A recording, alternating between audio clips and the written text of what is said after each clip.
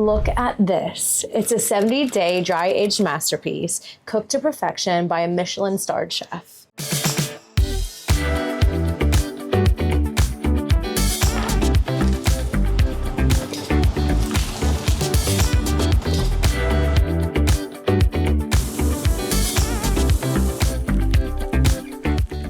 And try just the steak by itself. Very juicy. To create a steak of this caliber, its journey begins inside a temperature-controlled aging locker, where the beef is transformed through a precise process that very few people ever get to see. Today, I'm following the steak from its humble beginnings into the dry aging vault and finally onto a scorching hot pan to discover what makes it so special. Let's roll the tapes back and see how this ended up in my hands.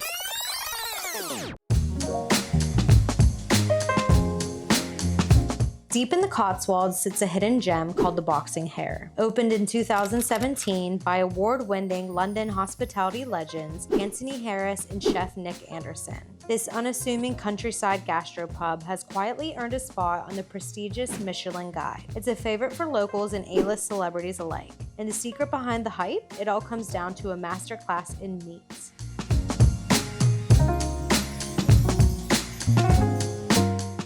So why exactly does a place like the Boxing Hare choose to dry age their beef? So yeah, they basically come into us at around sort of 2 weeks from slaughter. So they pasture the beef themselves. It's all sort of domestic breeds. So you'll see on them, they all have names. 2 weeks after it's been slaughtered. Yeah, after slaughter. So they age it for a couple of weeks for us. Okay. And then we bring it into the building and they basically work their way through the dry ages in the back as they get to the point of nearly being ready to use. And we take them to a minimum of 70 days. A lot of people will sell 40-day dry age, which is perfectly acceptable. What we find is we get a better texture and a better flavor. We mince any fat that comes off them, we mince and we render. So we have liquid beef fat, and that's what we cook our steaks in. We don't char grill them because I think that's giving another element. It's, if you're going to cook a piece of beef, you cook it in its own fat. So if you tried to age beef in a standard fridge, what you'd have is mold. With these, they keep a constant temperature and they remove moisture. Basically, there's nothing we need to do to it. Once it's come in like this, it literally just goes straight in the fridge. So you don't have to do anything to it? No. You don't season it? No, we're not curing it in any way, so we don't salt or anything like that. And that's it. And that just will sit in there for a couple of months. This is a rib of beef, 4 rib of beef, and this is the ribeye here. Is it hard when you touch it? Touch it. Oh my God, it feels like a rock. Yeah. Yeah, it's solid. So when you see, when you see meat in the supermarket, it's bright red and people go, oh, that looks lovely. Yeah. There's not really. I mean, most of the good supermarkets in this country now are they sell aged beef.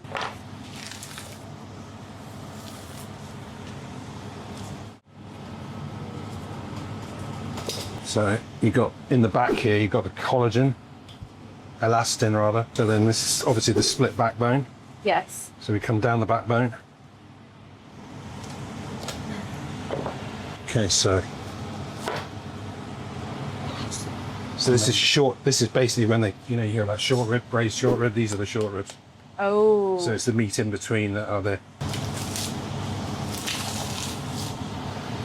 What's that part? It's just trim. So we'll take the meat out of this for mince, and then all of this will get rendered, minced and rendered for the dripping. Or the tallow, yeah. So that is your ribeye steak. So that's all part and parcel of it. What you want is that render when you're cooking it. So that gives you the moisture with the meat, which is lovely. So then we just roll this. And that's a ribeye roll. Oh, wow. Dry aging is actually the world's oldest method of meat preservation. Long before modern refrigeration, prehistoric humans hung meat in cool caves to keep it from spoiling. Over the centuries, the survival tactic evolved into a specialized culinary art, while the 1960s industrial boom almost wiped it out in favor of cheaper vacuum-packed wet aging. Dry aging has made a massive luxury comeback. Today, precise temperature and humidity controls allow natural enzymes to break down the meat, concentrating the sugars and fats to deliver that incredibly tender, rich, and nutty flavor that foodies like me absolutely rave about. Cote de Boeuf, same process. This is the big steak on the bone that we do for two to share. Okay. I think in the States they quite often call it a tomahawk. The only thing that differentiates a Cote de Boeuf from a tomahawk is they don't leave the bone on. So actually with a tomahawk, you're just getting a big chunk of bone. So this comes off.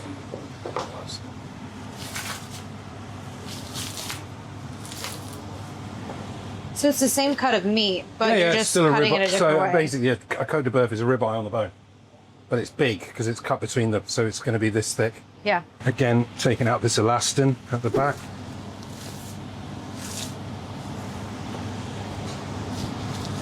Do you make your own tallow specifically to cook with other dishes? Yeah, it's probably. Can you grab me one of those drippings that we did yesterday? So yeah, This is a big that thing. was rendered dripping. So that was rendered yesterday. So it's, How do you render it?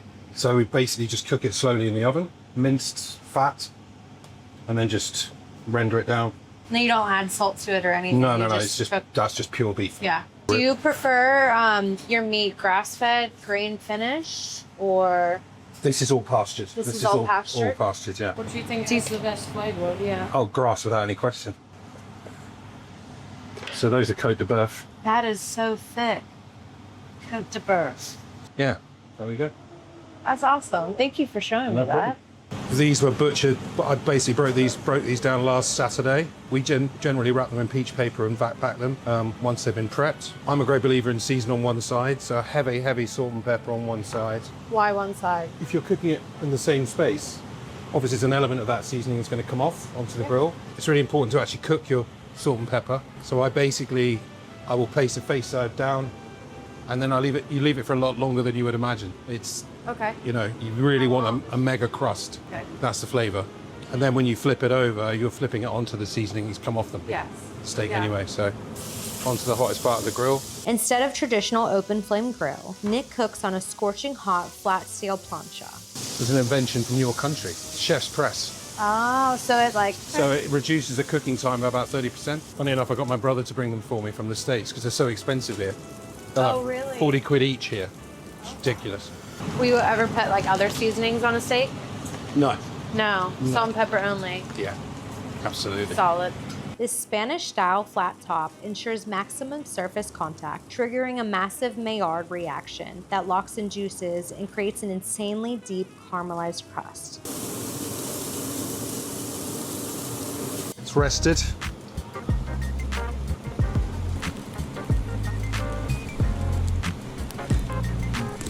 So you can see with the dry aging, it's still that medium rare, but it's not as dark red as you get.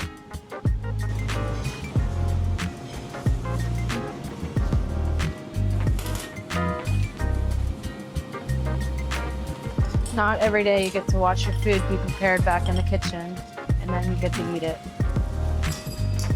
10 minutes of resting later, the juices have locked into place. And it's finally time to eat. Nick brings out the steak, and one bite, you instantly realize why the Boxing Hare is so elite. This one, Okay. and peppercorn here. Peppercorn, okay. We've got triple and fries. Thank you. This looks Okay, incredible. enjoy. Thank you. The presentation's beautiful. I could finish this all by myself and try just the steak by itself.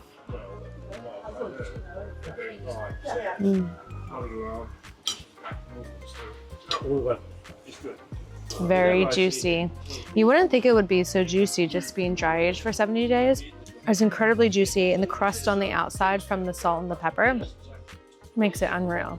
The texture is butter soft, the flavor is deeply rich and nutty, and it proves that when you combine prehistoric logic with Michelin-starred precision, you get perfection on a plate. This is a very heavy chip, and it's thrice baked.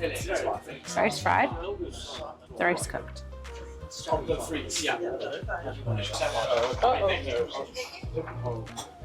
That's good. It's like you're eating a little baked potato inside, and it's so crunchy on the outside. It's great.